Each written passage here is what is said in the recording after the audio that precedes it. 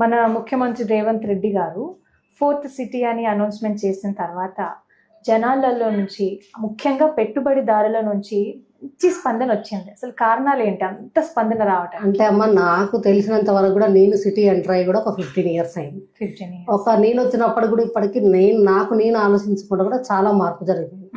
ఒకప్పుడు Uppal ring road అనుకుంటే Uppal ring road వరకే జనాలు మామూలు ఉండే. తర్వాత BN Reddy, Nagole, Chaitanyapuri, LB Nagar, Vanasthalipuram, BN Reddy ఇవన్నీ కూడా పెరుగుతూ పోయినాయి. అంటే ఏంటి అంటే ఒకవైపే సిటీ డెవలప్మెంట్ కావద్దని రేవంత్ రెడ్డి గారు కూడా ఇటు యాచారం, మహేశ్వరం, విజయవాడ హైవే 4 లైన్ చేశారు. మధ్యలో అన్ని హైవేల మధ్యలో ఒక బెంగళూరు హైవే అన్ని హైవేలను కలుపుకొని ఇటు శంషాబాద్ అన్ని హైవేలకు ఆయన ఒక కాడ ఏదో ఒక తీసుకురావాలి. ఏదో ఒక పారిశ్రమ ఇస్తే కనుక, ఒక జాబ్ క్యాలెండర్ ఇస్తే కనుక జాబ్ డెవలప్ ఎక్కడున్నా కూడా జాబ్ చేసే వాళ్ళు ఉంటేనే మనకు. ఇప్పుడు ఐటీ ఉంది గచ్చిబౌలి.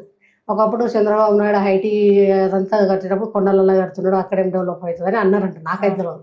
ఇప్పుడు అక్కడ పోయి చూస్తే మనం హైదరాబాద్ ఉన్నామా, ఏ సింగపూర్, మలేషియా ఉన్నామా అనిపిస్తుంది. చాలా డెవలప్ అయింది. ఇప్పుడన్నా నేను సాయంత్రం పూట ఇంటికి వెళ్ళేటప్పుడు ఇట్లా కార్లో చూసుకుంటే వెళ్తే హౌటర్ మీద మై హోమ్ పూజ, ఇవేంటి అపర్ణ, ఇలాంటివన్నీ చూసుకుంటా పోతే మనం హైదరాబాద్లో ఉన్నామా లేకపోతే ఏ సింగపూర్, మలేషియాలో ఉన్నామా, ఎక్కడున్నామా అనిపిస్తుంది.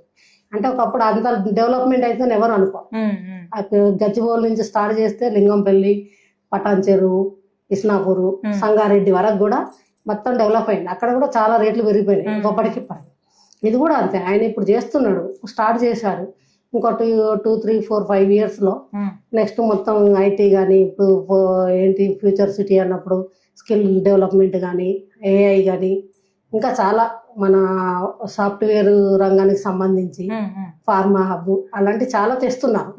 అవుతుందా అంటే అవుతుంది. ఎక్కడైనా కూడా జనాలు ఉండే కాడ, జనాలు వర్క్ చేసే కాడ ఏదైనా కూడా డెవలప్ అవుతుంది. ఫ్యూచర్ సిటీ తెస్తున్నాడు అంటే ఆయన అక్కడ డెవలప్ అయింది. ఈ ఏరియా ఎందుకు డెవలప్ కావద్దు, ఇక్కడ ఏం చేస్తే డెవలప్ అవుతుంది అనే దాని మీద ఆయన చేస్తున్నాడు అంటే ఇప్పుడు చేయగానే ఇప్పుడు అవుతుందనే కాదు.